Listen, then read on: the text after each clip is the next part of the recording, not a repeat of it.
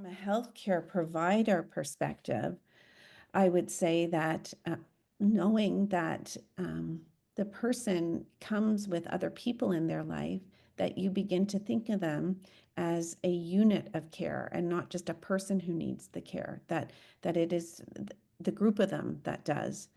And, a care provider might ask, even to the caregiver, what do I need to know about you so that the two of us can care for your loved one in the best way possible? Hi, I'm Cian Xiao. And I'm Sammy Winemaker. We talk about ways to put the human back at the center of care. The Waiting Room Revolution starts right now. Welcome back, everyone, to the Waiting Room Revolution podcast. In this season, which is season 10, we are revisiting the 7 keys because we know you want more.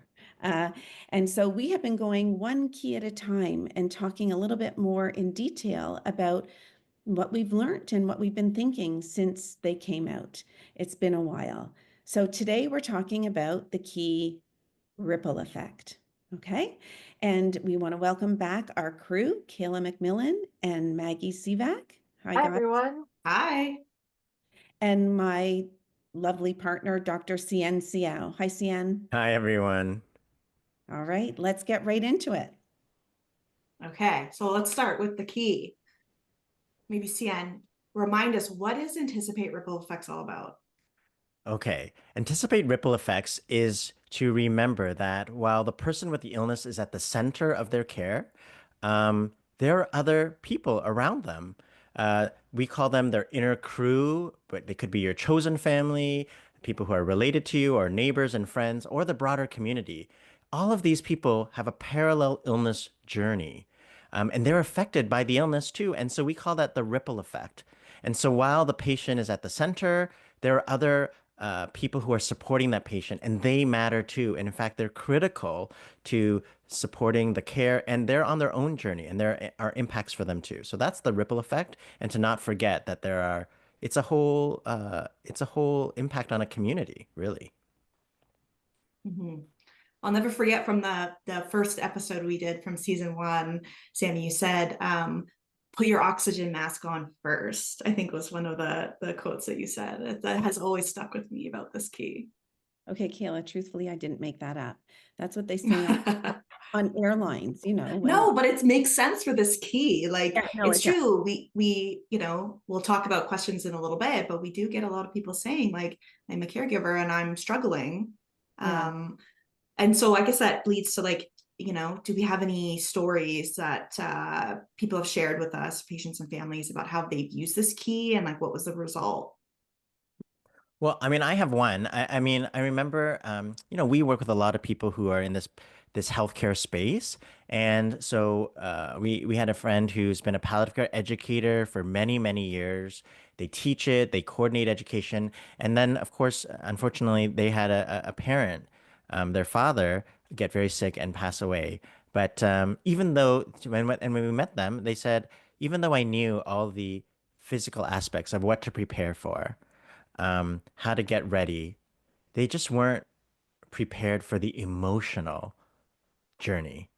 And they knew that they were, how to set up the home care, how to support themselves, how to, all of the things, but the emotional part. So I guess anticipate ripple effects isn't, there's so much plan. We talk about all the planning because we want that the stuff you can control or as much as you can to try to, be prepared for, ready for, because there's always this unexpected piece, and I just always, whenever people tell us about, someone that has passed away, it's like you can never, even if you know what's happening, it doesn't mean it's not sad. And so I just remind myself that there is an emotional ripple effect too that the people who survive have to carry on. And that's why it's so important, or we are so passionate about trying to make that experience for the families and caregivers too, to be as, I don't know, manageable is not the right, but as prepared and hopeful as possible, because we can't underestimate the wave of not just grief or anticipatory grief, but of impact it has. Yeah, I mean, as you're talking, I'm just thinking about every time I go into a house, uh, you know, I just naturally am looking for who are the people that are in this person's world, who are probably in the room or somewhere in the house. And, I worry when there are family members or close friends and family that are very quiet during a visit, and they're not really saying much, but they're doing a lot. They're, shuffling around us, fluffing up the patient, going to get something to drink for them, and, on a phone call, filling out something, and I'm picking up on, the busy nature of being in the sphere of someone with a diagnosis, a serious diagnosis. And to be honest, as much as I am assessing the patient, I am simultaneously assessing their informal care team or their crew or their inner circle, because I always think of it like a house of cards, right? Like you take the important card or Jenga, you take the one piece out and the whole thing crumbles. And I think of caregivers that way. If caregivers do not get the spotlight that they need, both, like you said, physically, emotionally, in the form of respite, in the form of information, um, then the whole thing is scuppered. A patient cannot be the only person in view for us. We must learn as healthcare providers and as family members to put our best foot forward and advocate for ourselves as people in this person's life. It's not all about the patient. Yeah. We talked a little bit about the inner crew, and I'm just curious about like maybe a little bit of the outer crew, like people who want to help someone but are a little bit further out. um Maybe not a direct family member, but they live in the community and they want to be there for someone, like Can I tell you about a visit I just had? yeah. I was in a home, and the woman who has the illness basically was saying to me, I'm exhausted. I have so many people calling me, asking me how I'm doing, wanting to do things for me. And that, oh, too bad, so sad. That all sounds so good. But it didn't feel good for her. She had too many people in the layers beyond her inner crew that were directly trying to help her. And she was overwhelmed by it. So I was talking to her about the fact that these people are probably feeling a little bit helpless, and they too want to, because they care for you, have some role in this. But I would say to those outer layers that they're so important, but what they can do is support the inner crew and Mm. not feel they have to directly support the patient, but indirectly they can do things that don't make um, added stress on the patient. Like, if my daughter's taking care of me, then maybe my neighbor who's on one of the outer layers can ask my daughter if she can take care of her daughter or Mhm. walk her dog or pick up coffee and drop it off at the front door. But don't call me as the patient and ask me, what can I do for you? Oh my goodness, there must be something. As I don't want to have to manage everyone in every layer as the patient. So they can take a more supportive role, but still very important, and support the emotional needs of the inner crew. If my daughter's taking Mhm. care of me, please, someone out there, take care of her emotional needs too. Yeah, that's great advice for those who want to help, want to do something, but you're not sure what to do. I'm curious, one of the questions we do get through our events is like, what if someone doesn't have a crew at all? Yeah, it's okay, these are like theoretical situations, but in reality, you'd be very surprised how uncommon it is for someone to really have no crew whatsoever. Mhm. They may live their life in a solitary way, but when push comes to shove, most people can identify at least a couple people in their life. I think about, I knew someone who was described that way, a reclusive person who didn't have a lot of fuss around them on a daily basis. But this person became unwell. And sure enough, in the weeks after them coming home from the hospital, a few people came out of the woodworks. And I was quite worried for this person that they wouldn't have anyone to help out. But it turns out that there was a lovely person cleaning their house every couple of weeks, and that person stepped forward. And there was someone that they helped immigrate from another country many, many years ago. And suddenly that person wanted to pay back for this person. And then there was like this person was belonged to a former collegial group. Well, someone who admired this reclusive person in the past also came forward. So I guess what I'm saying is this patchwork of people who maybe weren't in this person's life on a daily or weekly or monthly basis were still willing to wrap themselves around this person as best as possible. So it wasn't this person's direct children who stepped forward or siblings who stepped forward, but they certainly did end up having an inner crew.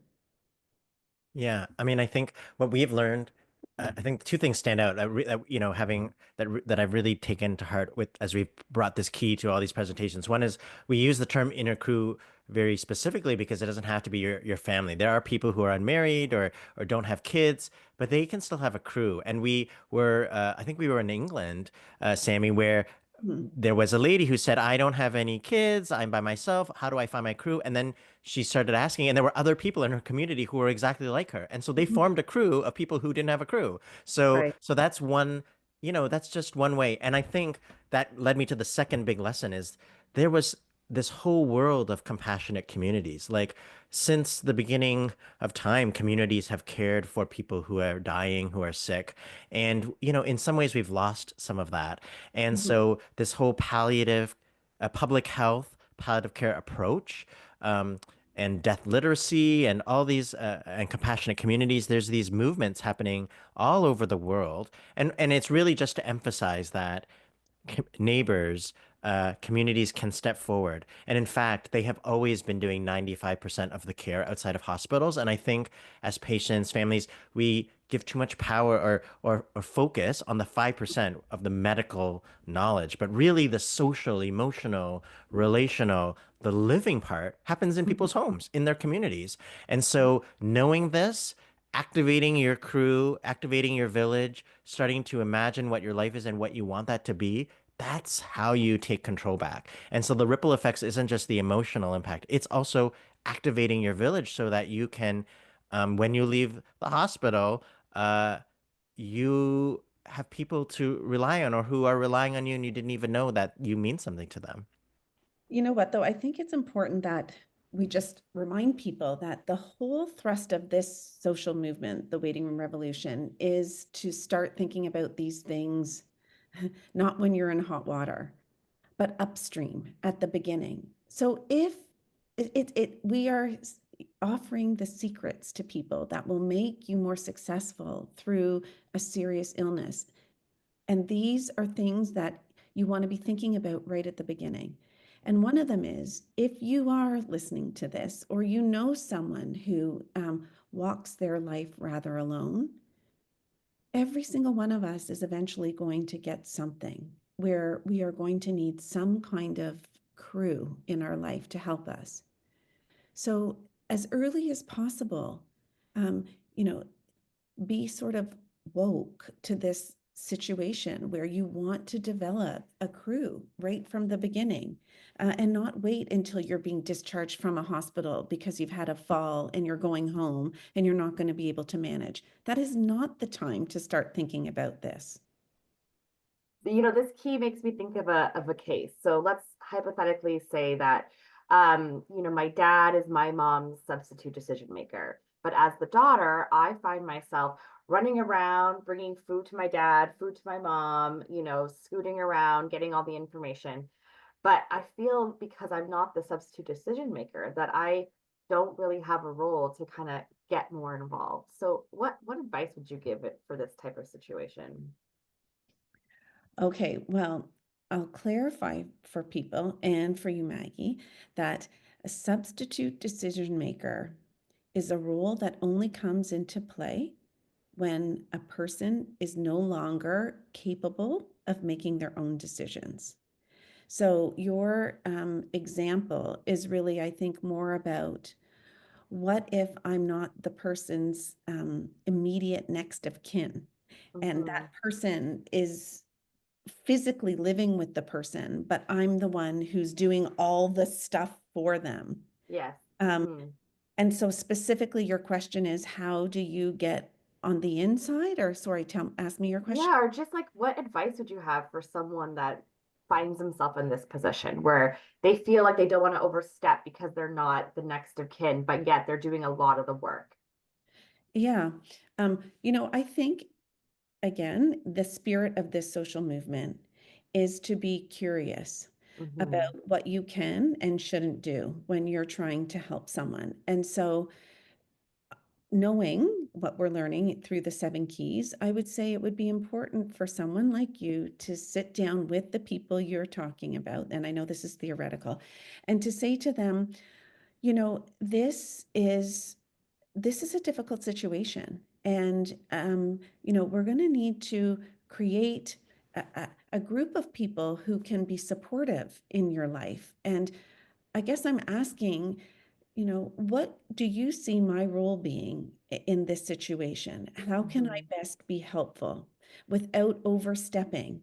Um, because I'm hoping to be there for you. So let's define together what that looks like. Hmm. And And oh, sorry, Sammy. yeah. I had no, my follow-up to that is, would I be allowed to call the family doctor or the healthcare worker and make an appointment on behalf of the person if I needed some extra support? Is that something that you're allowed to do if you're in this situation? Yeah, you know what, I think probably the legislation is different in every country. I would say, speaking from Canada, anyone is allowed to call up a doctor or healthcare provider and offer information. And you can perhaps ask for general advice, whether you get it or not. I'm not quite sure if you're not there in their care circle, but what you cannot do is receive information about the patient that is private and confidential. So if someone calls me up about a patient, for example, a daughter of a patient, I can listen to them, uh, but I cannot offer information about the patient that I have unless the patient has consented that that's Mhm. that that's possible. So you and I could not engage in a conversation about your mom unless I got consent from your mom. But you could call your doctor up, who might be Mhm. different, and you Mhm. can say, I'm in this situation with my mom and I'm needing some support here. Like, Mhm. can you help me tap into different types of support for me as her caregiver? Yeah, and I think this is the advice actually that we talk about in our workbook, where we answer some of these frequently asked questions and talk about what things you could do, whether it is about getting the consent, so you could talk to your mom's healthcare provider, or you can always go to your own healthcare provider to get support for you and what you're going through, again, your needs, and saying, what should I be looking for next? What resources to support me? Do you know of any resources to support my mom? Because it's now under the umbrella of caring for you and your mental health and your Mhm. emotional health. So that's fair game. And having these discussions up front are so key. And in the book, we talk about doing the workbook. We talk about a lot of activities and questions that are really beneficial to reflect on for yourself, but also as a family. Mhm. What is your dad in this case? What's his style? What's your style? How's that playing out here in what's happening? What kinds of, we give some prompts of how do we open up these discussions so that you can kind of get a sense of what your role would be and what they might need, but also how you can maybe bring up some tough to talk about issues to your dad who might maybe is in denial. I'm just making that up. But Yeah. maybe you can kind of say, hey, dad, if let's hope for the best and plan for the rest. It sounds like you're hoping that everything is going to just be fine. But what if this is happening? What can we do? How can I help you? Blah, blah, blah. So I'm Mhm. really proud of our workbook because I think it really tackles into these complex family dynamics, which is actually one of the biggest stressors in medical care. The ripple effects isn't, again, it's how everyone interacts together, and those complex family dynamics is actually one of the things we get the most questions about. Mhm. Mhm. Mhm. So, I mean, just reflecting back to everything you're saying, it seems like a big piece of this is that sometimes doctors or healthcare providers don't acknowledge the family. And, my question is why don't more providers do this? And what makes it so hard for them to really see the role of the caregiver in the family? I think there's no malintention when this happens. I think healthcare is very busy and very stressful, and there's a lot to do. And I think that it's maybe sometimes there's a concern of opening a Pandora's box, right? So if I actually ask a a caregiver, a family member, how they're doing in a 10-minute appointment that I have, and all of a sudden we open up a can of worms, then my day is derailed and I can't see the rest of the people that I need to see. So I think most of it is unintentional. Then I think some of it and a lot of it is from the busyness and all that needs to be done for the patient. And how could I possibly squeeze in time for the people around them? But the reality is that caring for the people around them is the biggest bang for its buck. It's going to make your life as a healthcare provider actually easier in the long run if you learn how to check in and engage the person's inner crew. Because then they become also part of your workforce. Like you can delegate and you can share management with them, and they can help coordinate. So it's probably more about the healthcare system and the way it sets healthcare providers up versus why doesn't the healthcare provider themselves, what's wrong with them that they don't acknowledge the families. Mhm. It's more about the system. Mhm. Mhm. So, to just further touch on the provider piece, so what would you say is the provider version of this key? And, what skills do they need to have to do this without having the family member prompt them?